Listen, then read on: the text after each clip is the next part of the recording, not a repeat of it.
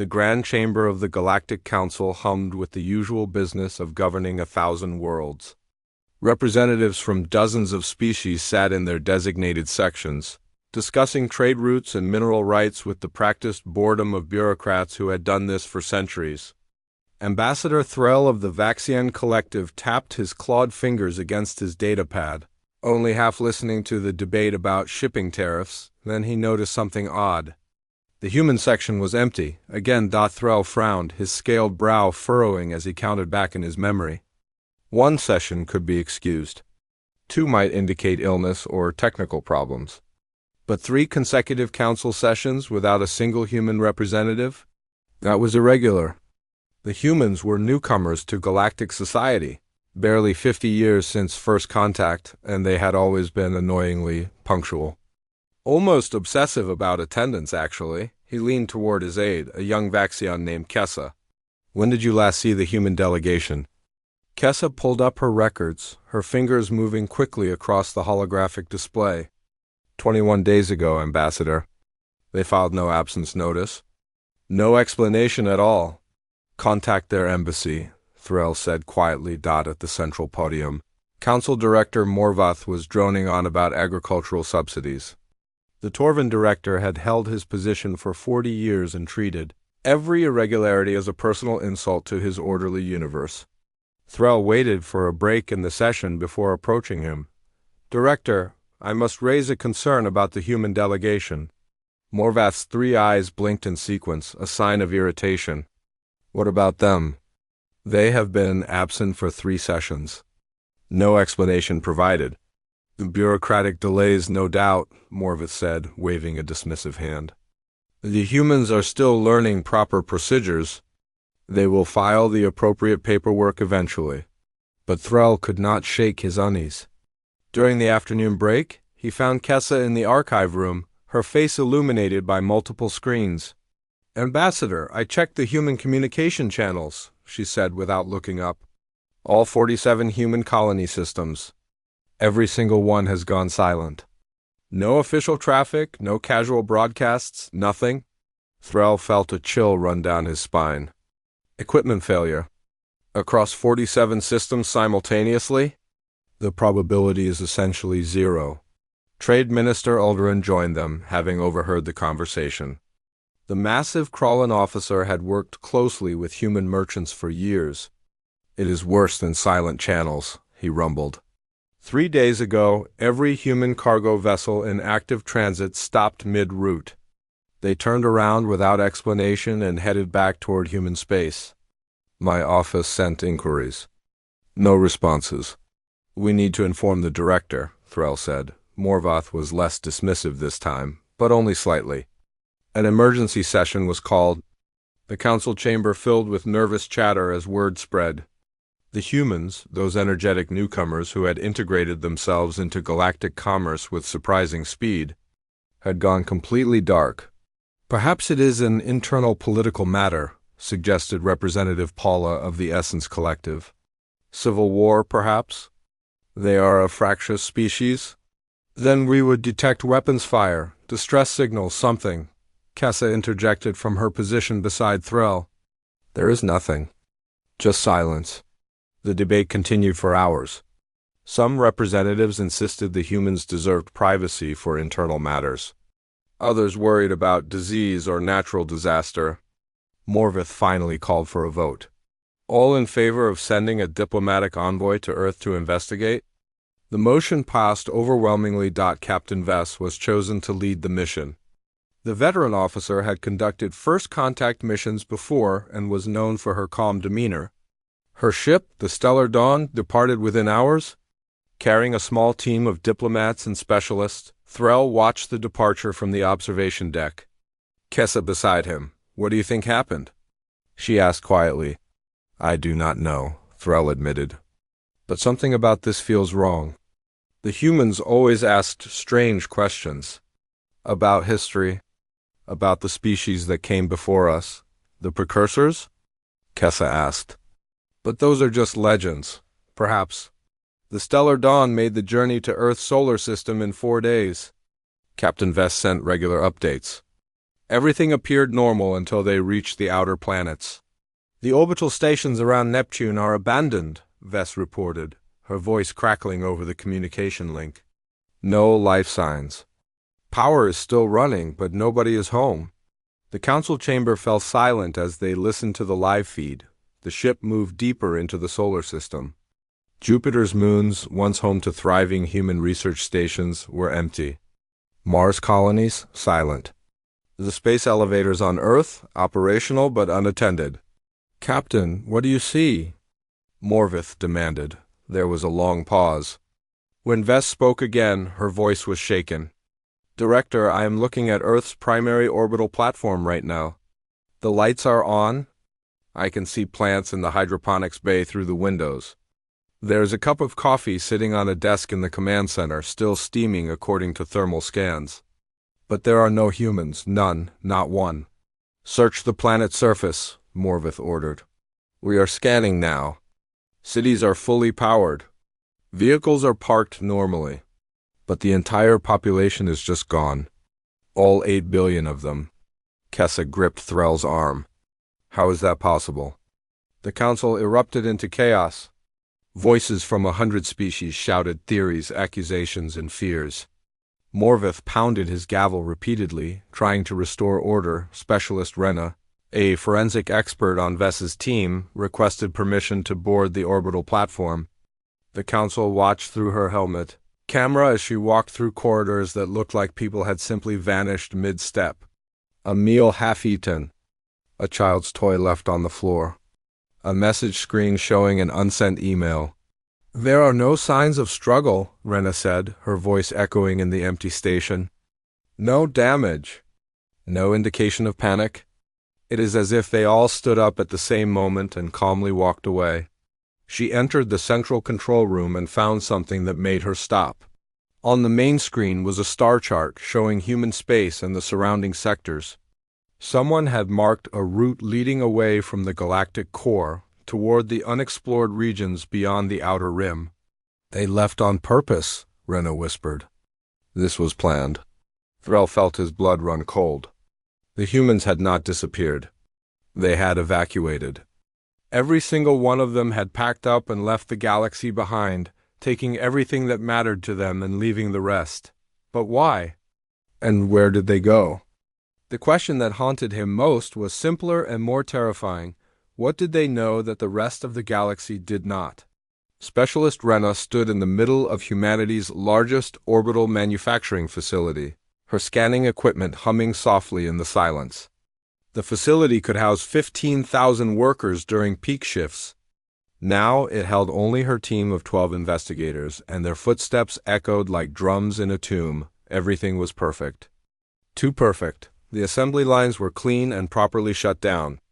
Tools were organized in their storage racks. Not a single piece of equipment was out of place. The administrative offices showed the same eerie orderliness. Files were backed up. Computers were logged out properly. Even the break rooms had been cleaned, with chairs pushed in and tables wiped down. "They were methodical," Rena said into her recorder. This was not a panicked evacuation. This was an organized withdrawal. Her second-in-command, a Pelthian named Jorik, appeared in the doorway. "You need to see the living quarters." The residential section of the station told the same story. Beds were made. Dishes were washed and put away. But the closets were empty. The personal effects were gone. Rena opened a family unit and found walls with faded rectangles where pictures had hung. The furniture remained, but every photograph, every memento, every piece of personal identity had been carefully removed. "They took everything that mattered to them," Jorik observed, "but left everything we gave them." He was right. Rena found Vaxian-made computers still in place. Krallen furniture untouched. Gifts from a dozen species, all abandoned.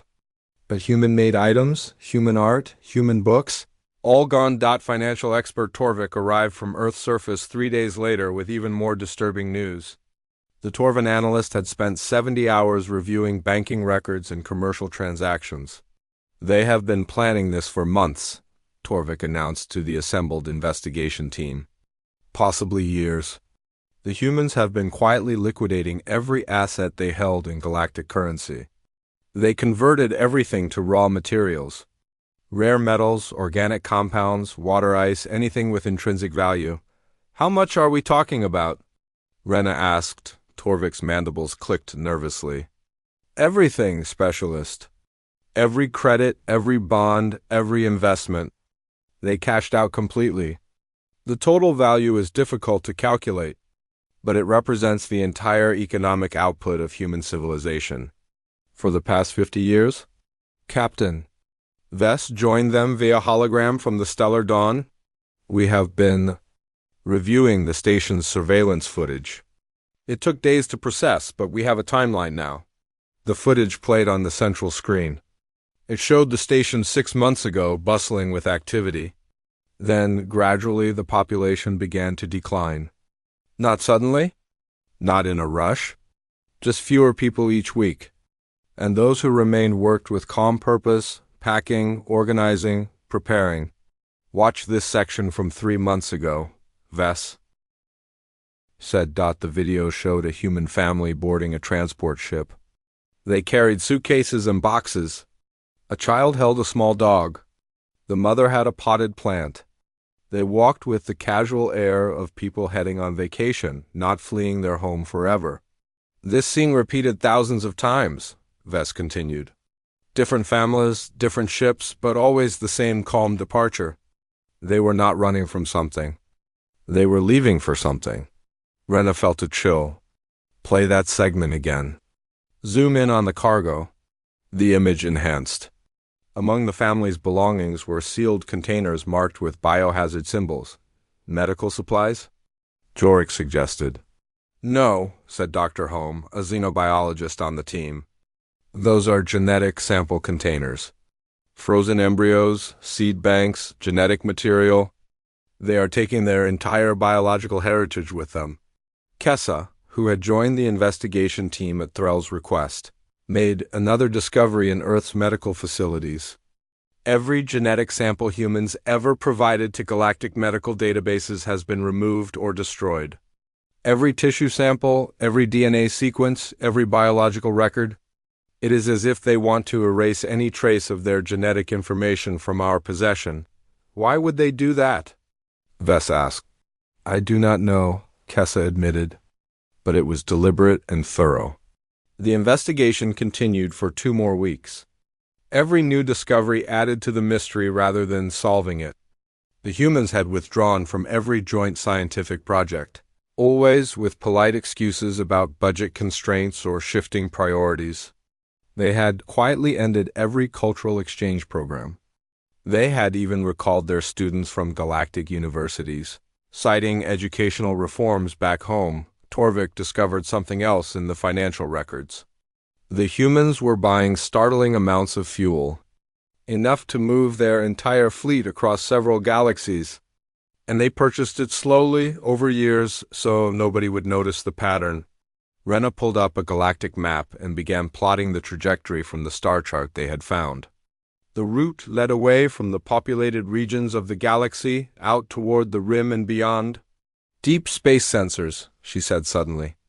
If they left in ships, the sensors would have detected them. Kessa accessed the sensor network. It took hours of searching, but she found it. Faint trails, deliberately obscured, but still visible if you knew what to look for.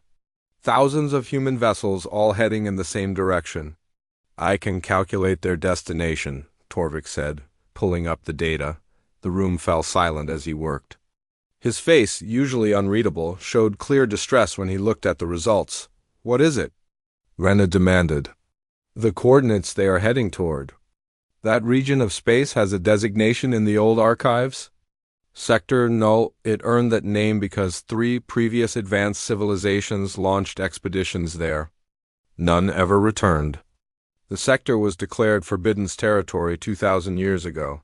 The humans are going to a forbidden sector? Vess asked. Not just going toward it, Torvik said quietly. According to these projections, they should have already arrived there 3 days ago. Jorik pulled up the historical records on Sector Null. The files were ancient. Poorly maintained, relegated to the dusty corners of the galactic database. but they told a consistent story. 3 separate civilizations, each more advanced than the current council races, had detected something in that region, something that called to them. They had sent ships to investigate.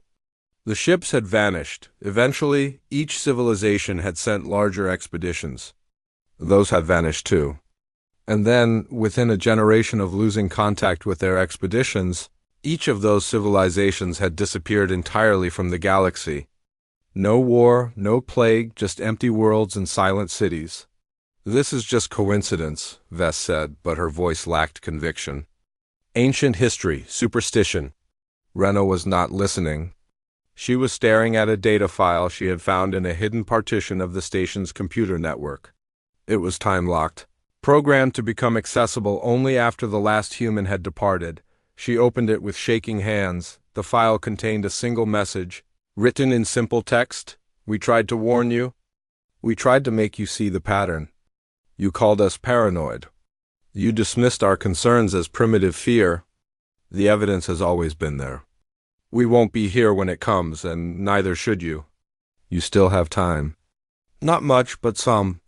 Good luck." The screen flickered and the message deleted itself. Rena looked at her team. Seeing her own fear reflected in their faces, the humans had not disappeared. They had escaped. And they had tried to warn the galaxy before they left. Historian Pellix had not slept in 3 days.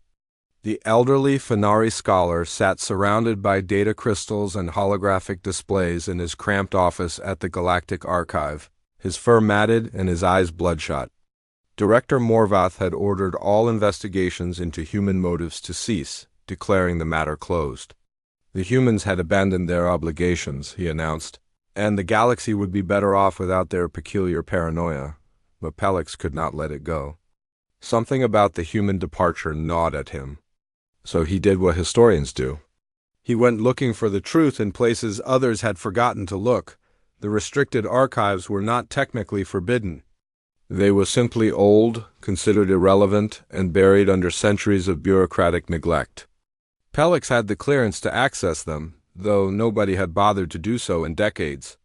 The files he sought dated back to before humanity joined the Galactic Council. Back to first contact, what he found made his hands tremble. The official story of human first contact was simple. A Vaxian exploration vessel had detected human radio signals and made peaceful contact with Earth. The humans, impressed by galactic civilization, had eagerly joined the Council.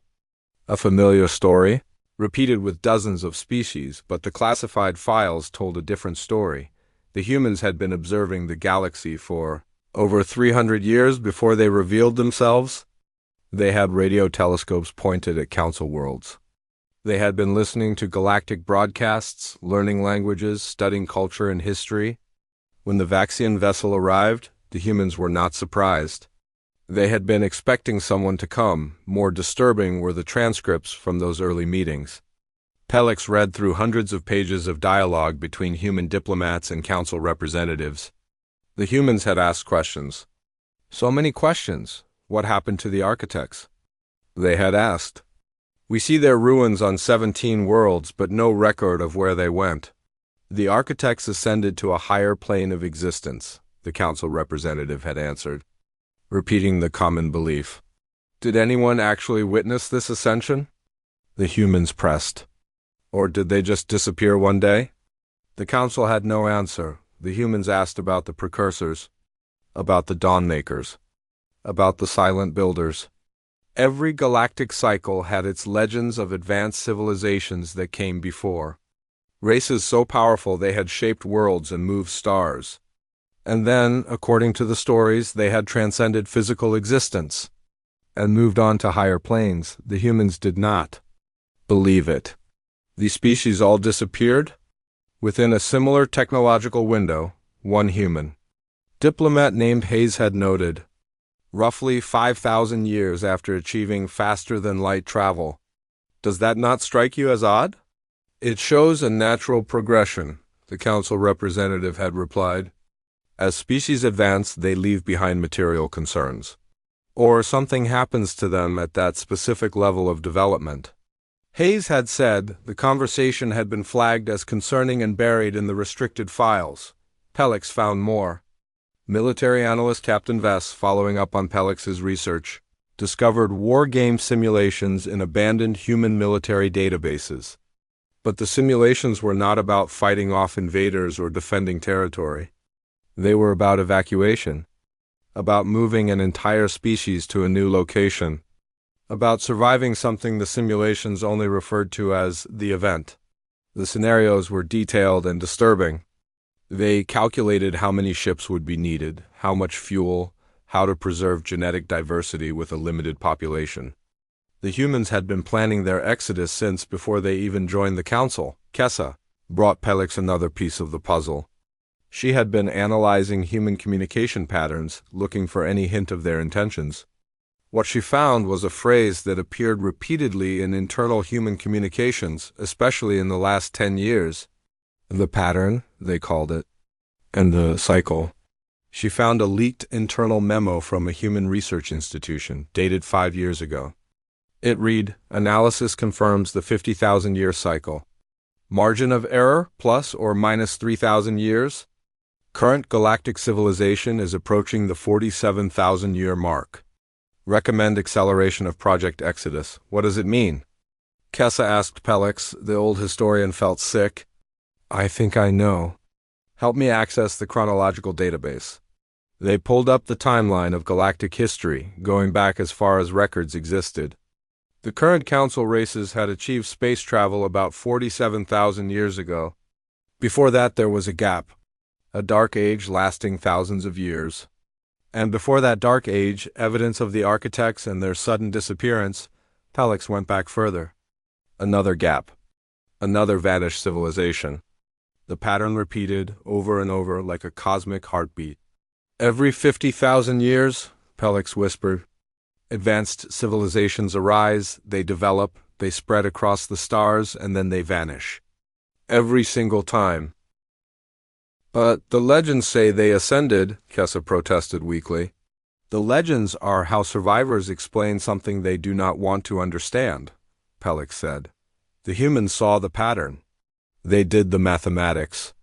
And they realized the current galactic civilization is due for whatever happens at the end of each cycle." Captain Vess arrived at Pelix's office that evening with grim news. "I accessed human astronomical data. They were not just watching the inhabited galaxy. They were monitoring something else. Energy signatures at the galactic core. Gravitational anomalies. Spatial distortions. All increasing in frequency over the past century." She pulled up the human data. The graphs showed a clear trend. Whatever the humans had been measuring, it was accelerating. "When did the humans join the council?" Vess asked. 47 years ago, Pelix said. "And when did they leave?" 21 days ago, Vess laid out more data. According to their projections, the next event should occur within the next 5 to 10 years. The humans joined the council at the exact moment they needed to access galactic resources and knowledge. They stayed exactly long enough to prepare. And they left exactly when their models predicted they should. "They used us," Kessa said, stunned. "No," Pelix corrected. "They tried to warn us. Look at the human publications from the last decade. Academic papers about historical cycles. Popular books about recurring patterns in galactic civilization. Educational programs about critical thinking and pattern recognition. They were trying to wake us up without causing mass panic." Torvik joined them via communicator. "I found something in an obscure human database. It was hidden in a public library archive of all places. A message, time-locked to open exactly 1 day after the last human left Earth." "Play it," Vess ordered. A human face appeared on the screen. An older woman with gray hair and tired eyes. "My name is Admiral Hayes," she said. "If you are watching this, then you have discovered our departure and you are looking for answers. We tried to tell you, we showed you the evidence. We begged you to look at the historical data with open eyes. But you could not accept what it meant, so we made a choice. We are leaving. We found a way out. We cannot force you to follow us. We cannot even tell you exactly what is coming because we do not fully understand it ourselves. But we know it comes. We know it has always come. And we know that every civilization that stayed to face it has vanished. The coordinates for the exit are attached to this message, along with the technical specifications for the ships you will need. We can only hold the door open for so long. After that, you are on your own. We are sorry we could not save you all, but we can at least give you a choice. The message ended. The attached files were massive. Ship designs, navigation data, supply calculations, everything needed to evacuate a civilization. Pelix stared at the data, his mind reeling. They left us a map. They left us the way out. We need to tell the council, Kessa said. They will never believe it, Vess replied. Morvith has already declared the matter closed. The other representatives are relieved the troublesome humans are gone. They do not want to hear that their entire civilization is in danger. Then what do we do? Kessa asked. Pelix looked at the star charts showing the human route. The path leading away from everything they knew, toward the unknown darkness beyond the galactic rim. We verify it, he said. We follow them. We see where they went and why, and then we come back and make them listen. That could take months, Torvik protested. Then we had better hurry, Pelix said. According to the human calculations, we do not have much time.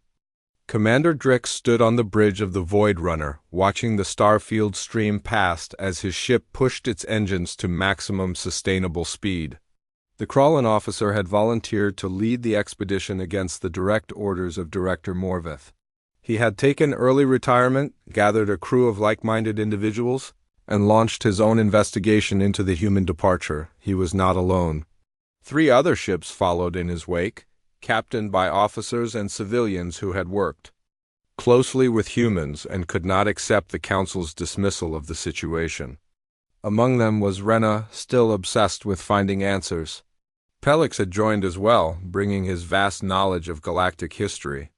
And Kessa, the young analyst who had first noticed the humans were missing, they had been traveling for 2 months now, following the faint trail the human fleet had left behind. The journey took them far from the inhabited sectors, out past the frontier stations and into the vast darkness between spiral arms. Contact, announced Sensor Officer Nalith, a Fenari with exceptional detection skills, picking up a structure ahead. Small, but definitely artificial. The object appeared on the main screen as they approached. It was a way station, clearly of human construction. A small platform with basic facilities, just enough to allow ships to refuel and resupply, but it was abandoned. Drix led a boarding team across. The station was in perfect condition, powered by a fusion reactor that could run for decades unattended. In the central control room, they found a message displayed on the main screen. You came looking for answers? We respect that. Here is what we can tell you. Keep going. Follow the markers and hurry. Time is shorter than you think. Below the message was a data package containing updated navigational information and another set of coordinates, deeper into unexplored space. They knew someone would follow, Rena said, reading through the data. They left a trail of breadcrumbs. Or they wanted us to see something. Pelix added ominously. They found 5 more way stations over the next 3 weeks, each with similar messages. Each one more urgent than the last.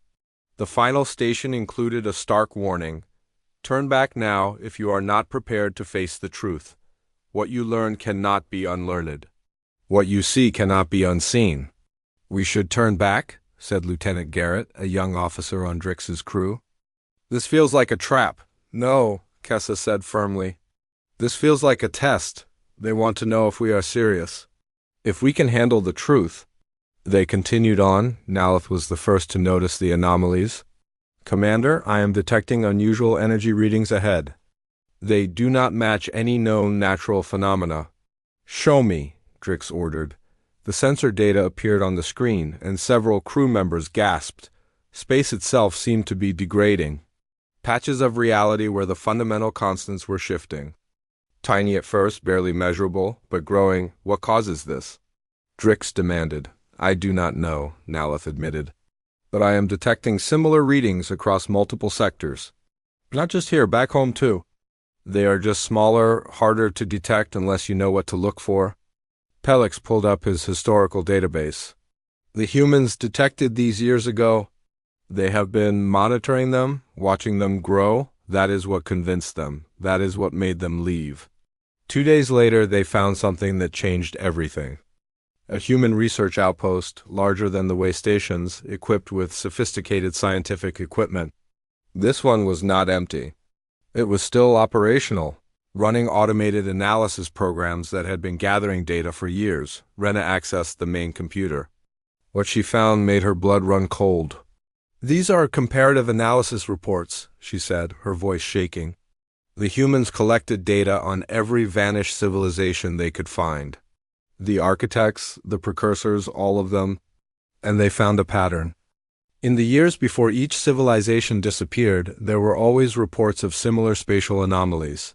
Small at first, then growing exponentially.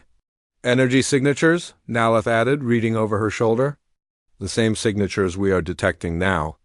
They match exactly. Torvik had joined the expedition against the advice of his superiors. Now he pulled up financial records the humans had left behind. They correlated the anomalies with another pattern. Every 50,000 years, there is an economic collapse in the galactic core regions. Resources become scarce, civilizations turn inward, and then, within a generation, they vanish completely. "We are in the early stages of the same collapse now," Drix realized. The trade disputes, the resource shortages, the growing tensions between sectors. "We thought it was just normal economic cycles." "It is not normal," Pelix said. "It is the beginning of the end." They pressed on toward the final coordinates the humans had provided. The journey took another 3 weeks, pushing their ships to the absolute limit. Behind them, Drix received increasingly frantic messages from the Council. Director Morvath had sent a fleet to force them to return. But Morvath's ships were days behind. And Drix had no intention of stopping now. The coordinates led them to an empty region of space, far beyond the galactic rim. No stars, no planets, nothing but the faint background radiation of the cosmos. "There is nothing here," Garrett said, confusion evident in his voice. "The humans said this was the destination, but there is nothing." "Wait," Nala said, his fur standing on end. "Something is wrong with this region, very wrong. The spacetime metrics are completely aberrant." He ran a full-spectrum analysis and the results made no sense. "Commander, this entire region is not empty, it is camouflaged. There is something here, something massive. Can you penetrate the camouflage?" Drix asked, working on it. It took hours of careful scanning, but slowly the truth emerged. The tie space was not empty at all. It was a doorway. A rift in the fabric of space-time itself, leading somewhere else. Somewhere outside the normal galaxy. "This is impossible," Garrett whispered. "The humans found it," Rena said with certainty. "They went through. All of them. This is how they escaped." Pelix was frantically checking his instruments. "The rift is not stable. It is closing. Slowly but measurably. In a few months it will seal completely. So that is why they left when they did," Kessa realized. They had to go before the door closed. Naleth suddenly screamed. "Commander, you need to see this. Right now." New data flooded the screens. Naleth had expanded his scans to look behind them, back toward the populated galaxy. What he found was terrifying. The spatial anomalies were not random. They were not natural. They were a pattern. A web of distortion spreading across the entire galaxy, growing from the core outward. And at the center of the pattern, something was waking up. "The galaxy itself," Pelix breathed. "It is not a galaxy. It is a machine. Or a trap. Or something we do not have words for." Rena pulled up the human research data and overlaid it with Naleth's scans. The match was perfect. The humans figured it out. Advanced civilizations are not destroyed by an outside force. They are harvested. The galaxy reaches a certain level of development, and then something activates. Something that has been dormant for millions of years. "What happens to the civilizations?" Garrett asked, though he clearly did not want to know the answer. "The data suggests they are consumed," Pelix said quietly. "Their energy, their knowledge, their very essence? Absorbed into whatever intelligence runs this cosmic mechanism." Morvath's fleet arrived 4 hours later. The director's face appeared on the communication screen, furious. "Commander Drix, you are ordered to return immediately. This unauthorized expedition is over." "Director, you need to see what we found," Drix said. Transmitting the data, Morveth studied the information for several long minutes. His expression changed from anger to confusion to dawning horror. "This cannot be real," he said finally. "It is real," Rena said. "The humans tried to warn us. We did not listen. But we still have time. The doorway is still open. We can evacuate. We can save some of our civilizations." "Evacuation is impossible," Morveth said. "We are talking about billions of beings. Thousands of worlds." "The humans saved all 8 billion of theirs," Kessa pointed out. "They left us the ship designs, the protocols, everything we need, and if we follow them?" Morveth asked. "What is on the other side of that rift? Another trap?" "We do not know," Drix admitted. "But we know what happens if we stay. The pattern is clear. We stay, we die." Naleth's instruments chirped urgently. "Commander, the rift is destabilizing. The energy readings are spiking. It is closing faster than predicted." Through the viewport, space itself seemed to shimmer. The doorway the humans had found was beginning to seal. "We need to make a decision," Rena said. "Now, go through and hope the humans were right or turn back and face whatever is coming." Drix looked at his crew. At Morvath's fleet hovering in the distance. At the closing doorway to the unknown. "Send a message to all ships," he said. "Anyone who wants to follow me through, form up. Anyone who wants to return, go now. But decide quickly. We are out of time." The council chamber had never been so chaotic. Representatives from every species shouted over each other, their voices creating a cacophony of fear and denial. Director Morveth stood at the central podium, aged 10 years in the past 3 weeks. Trying desperately to maintain order, Kessa stood before the assembly, presenting her findings to a gallery that did not want to hear them. Behind her, holographic displays showed the data in undeniable clarity. The 50,000-year cycle, the spatial anomalies spreading through the galaxy, the energy signature at the galactic core, pulsing with terrible purpose.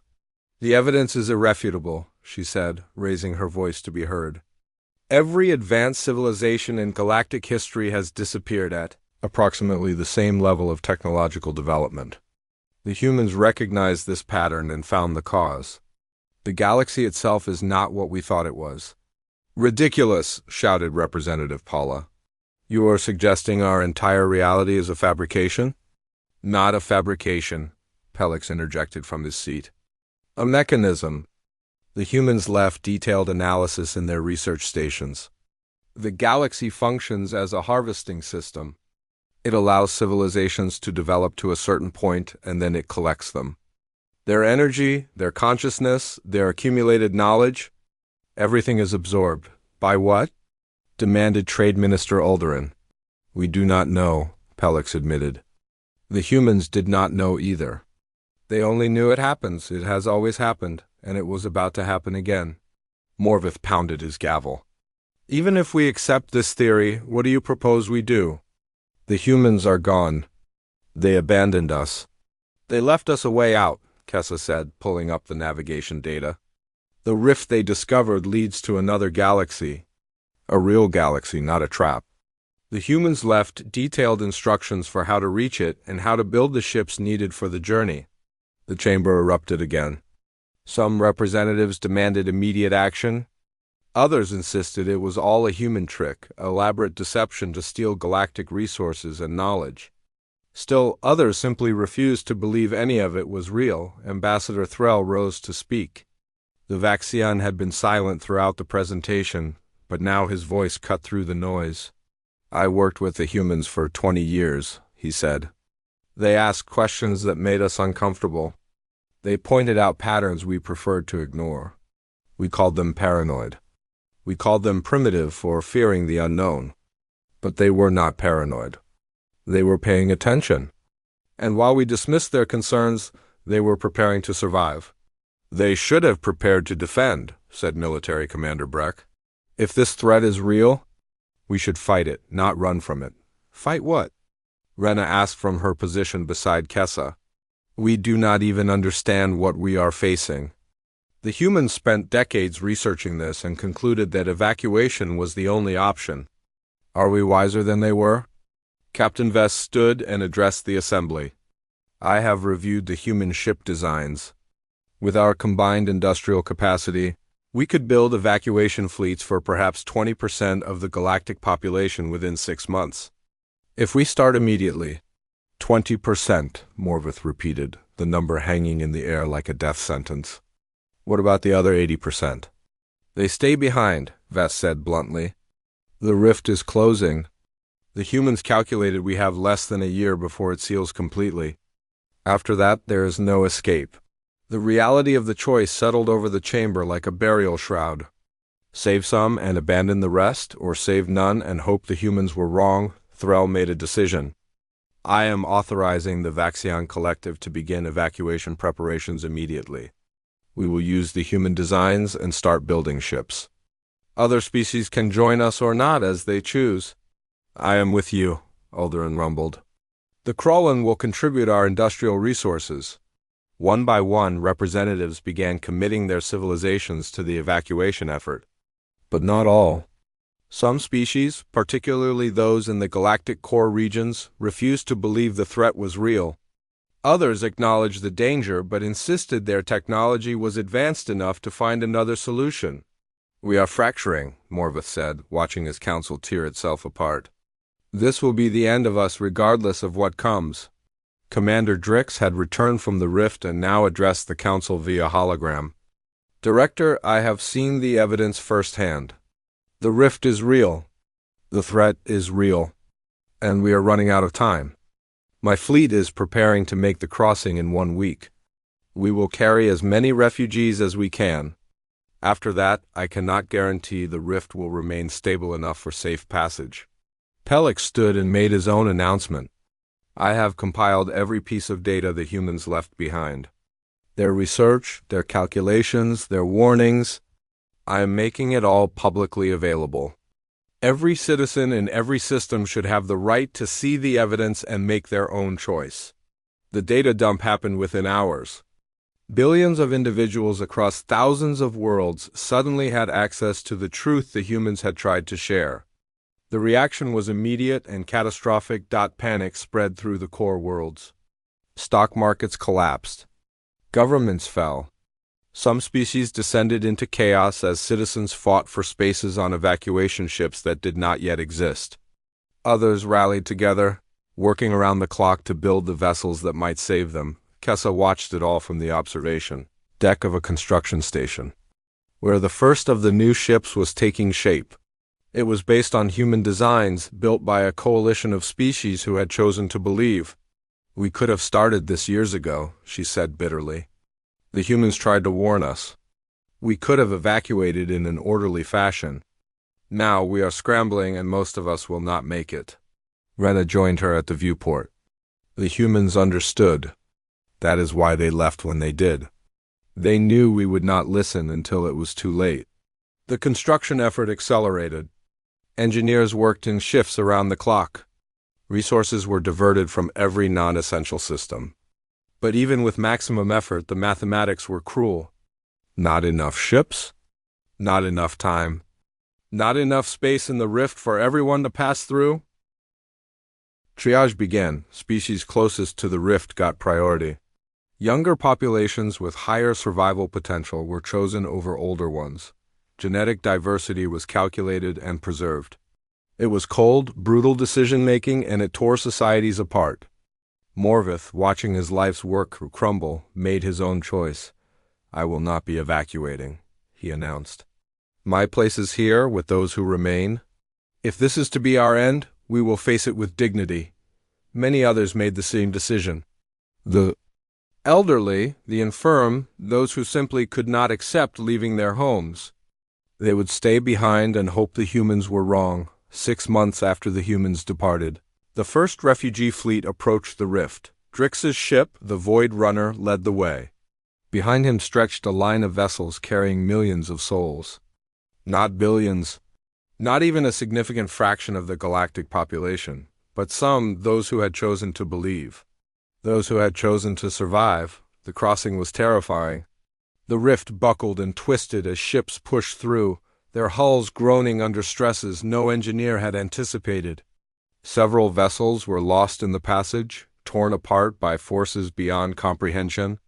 But most made it through. On the other side, Rena stood on the observation deck of her ship and gasped. A galaxy stretched before them. A real galaxy, beautiful and pristine, with billions of stars untouched by whatever horror lurked in the one they had left behind. And waiting there, in stable orbit around a nearby star, was the human fleet, thousands of human ships, their running lights forming constellations in the darkness. And as the refugee fleet emerged from the rift, the human vessels lit up in welcome. A communication came through. A human face appeared on the screen, the same Admiral Hayes from the recorded message. But she was older now, wearing the weight of command like a heavy cloak. "We hoped you would figure it out," she said simply. "Welcome to the universe that is actually real. We have established staging areas for new arrivals. Food, water, medical care, everything you need. We will help you get settled." "Why?" Kessa asked, her voice breaking. "We did not listen to you. We called you paranoid. Why help us now?" Hayes smiled sadly. "Because we remember what it is like to be the only ones who see the truth. And because maybe, just maybe, some of you will help us understand what we are really dealing with." We escaped the trap, but we still do not know who built it or why. More ships emerged from the rift throughout the day. The flow became a flood as species raced to evacuate before time ran out. But even as refugees poured through, the rift continued to shrink. Pelix, aboard one of the last ships through, looked back at the rift as it sealed behind him. Through the narrowing gap, he could see the galaxy they were leaving behind. And he saw something that made his blood freeze. The galaxy was glowing. Not with the light of stars, but with something else. The spatial anomalies had spread across the entire spiral arm structure. The galaxy was not a galaxy anymore, it was something else. Something vast and hungry and ancient. Waking from a sleep that had lasted millions of years, the rift sealed with a sound like reality breaking. On this side, safety. On the other side, everyone they had left behind. "How long until it happens?" Rena asked quietly, standing beside Pelix. "According to the pattern, a few years at most," he said. "And then everyone left behind will be gone, harvested, added to whatever that thing is." Kessa joined them, tears streaming down her face. "We saved less than 5% of the population.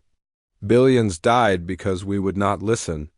Or billions died because they chose not to believe," Hayes said, having come aboard their ship. "Do not carry that guilt. You tried to warn them, just as we did. Some truths are too terrible for most minds to accept." She looked out at the new galaxy, at the ships beginning to spread out toward habitable systems. "Now comes the hard part. We survived. We have to figure out how to live with what we know. How to build civilizations that will not fall into the same trap again." "Is that even possible?" Rena asked. "The humans think so," Hayes said. "We are pattern recognizers. It is our greatest strength and our deepest curse. We see the traps before they close. We notice the cycles before they complete. It makes us seem paranoid to others, but it kept us alive." She turned to face the assembled refugees. "Survival is not about being the strongest or the smartest. It is about being the first to recognize when the game is rigged. We recognized it, you recognized it. And now we teach the next generation to do the same. Because this galaxy might be safe, but the universe is vast. And we still do not know what else is out there." Behind them, in the sealed-off galaxy they had escaped, the harvest began.